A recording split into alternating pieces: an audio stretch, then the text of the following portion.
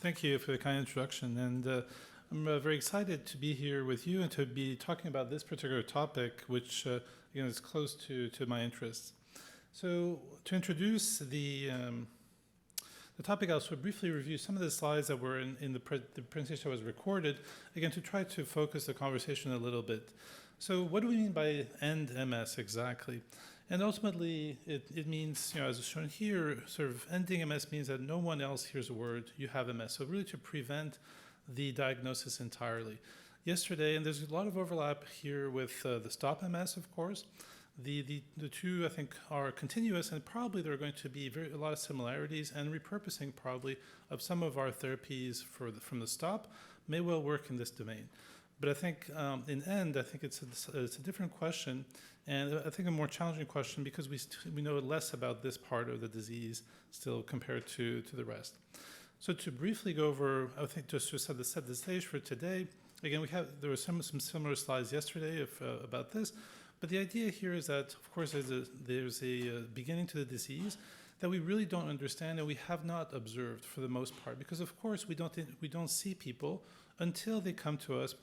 Before it was with a clinical symptom, more recently it's with imaging, and perhaps in the future with the prodrome. But all those aspects are really after the disease has started already. So we have not really characterized in any meaningful detail, I think, people who are at risk of the disease who eventually develop the disease. And I think this is one of the big gaps that we need to address. And the idea here, I would say the main distinction that I make is between the pre-symptomatic phase in blue and the phases where the target organ, the brain, has been engaged, which would be the purple, and the red phases later on. And with of course, the red phase being what we currently treat, and with the RS, of course, an exciting new frontier in treatment. And so this would be really where we have secondary prevention. Again, the disease has started, and instead of, end MS in this case would be sort of a definitive treatment or cure that we can stop the disease altogether, which again, I think in many patients today, we probably achieve this, and we obviously need more longitudinal data. But I think we're on our way in terms of this secondary prevention. The primary prevention, of course, is harder because we don't really understand this phase since we haven't really characterized it yet. But I think in my mind, we need to understand better what is connecting on the left, the genetic variants that we have now mapped quite well in this particular disease, how they become expressed over time in altered cellular function in the periphery first, and then at some point this autoimmune reaction gets targeted to the brain. And I think this is the critical phase that we need to try to prevent. So the challenge, of course, can we find at-risk individuals? At some level, of course, the general population is at risk, but this is about 1 in 1,000 individuals for populations of European ancestry. So it's possible to do population-level studies, but of course, very difficult at that size. Other possibilities, which have been done before, include identical twins, first-degree relatives, and perhaps also looking at high-risk countries. And also, again, leveraging new techniques like electronic health records that perhaps can guide us towards individuals who are at higher risk. This is just a map of our genes and environment in MS patients where we have been following and working with individuals who are first-degree relatives of the patients with MS. So we recruited over 2,600 of them with the help of the National MS Society, actually, over 10 years ago. And we still continue to follow with over 1,000 individuals mostly with electronic communication at this point. But again, we have them all across the country. So doing this type of study is feasible. Also, are they interested in primary prevention? So recently we queried our GEMS participant, and over 1,000 of them responded. And again, we had different questions, but the basic question was, would you be interested in participating in a clinical trial? So this is sort of one key aspect, of course, is do we have a population that we could test something if we had something to test? And close to half of them said yes. So I think we do have a population of individuals who are interested in participating in numbers that are going to be sufficient to drive studies.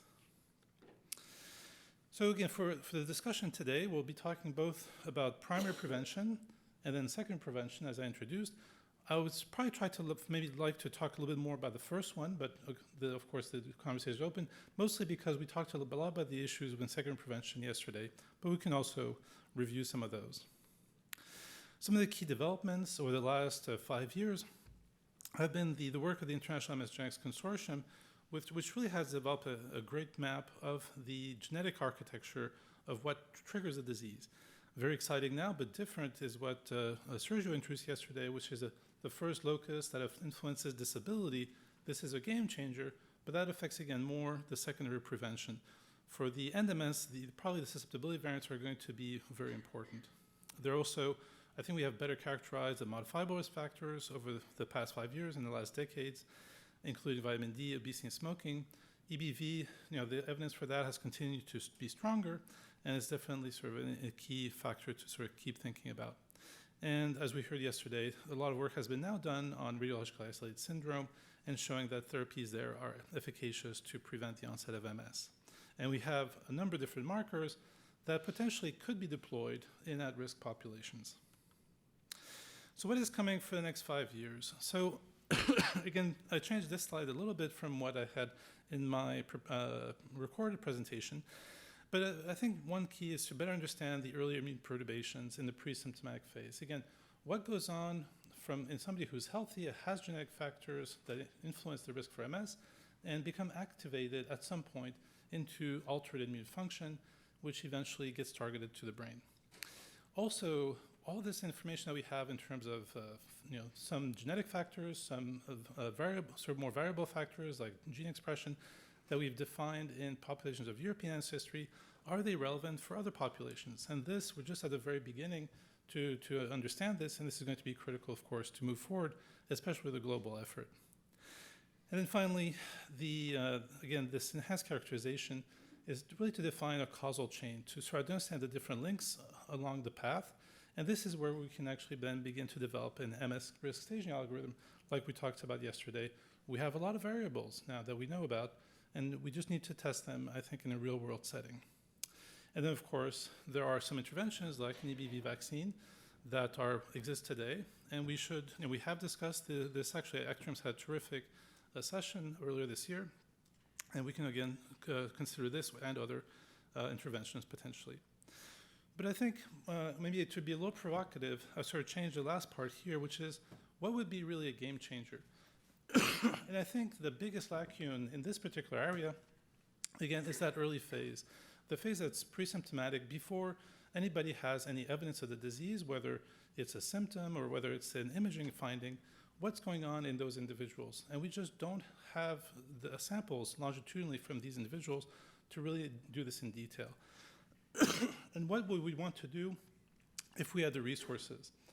So, I mean, this is just sort of one comment as a straw man for the discussion, but would a worldwide cohort of 10,000 high-risk children that we recruit between 10 and 12 years old and that are then followed for 20 years, again, with one parent at least having MS, would this be sort of one thing that we might want to do to change the tempo, I think, in this area? And within this, of course, monozygotic twins are a really incredible opportunity to study these factors also. The numbers are very small, of course, so they won't be sufficient by themselves, but we could certainly have that as a nested sub-study. And there are many other potential designs, of other at-risk populations. Just wanted to throw this out to stimulate the conversation.